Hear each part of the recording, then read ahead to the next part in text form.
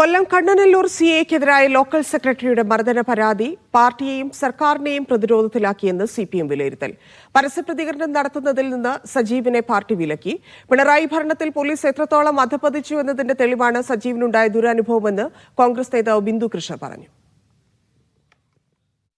കണ്ണനല്ലൂർ സ്റ്റേഷനിൽ നിന്നുണ്ടായ ദുരനുഭവം സിഐയോട് പരാതി പറയാൻ സെപ്റ്റംബർ 4-നാണ് സജീവ് സ്റ്റേഷനിലെത്തിയത്.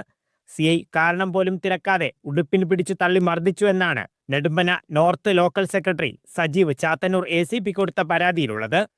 ഫോണിൽ മാധ്യമങ്ങളോട് സംസാരിച്ചതിനു പിന്നാലെ നേരിട്ട് പ്രതികരണം നൽകിയത് പാർട്ടി ജില്ലാ നേതൃത്വം ഇടപെട്ട് വിലക്കി.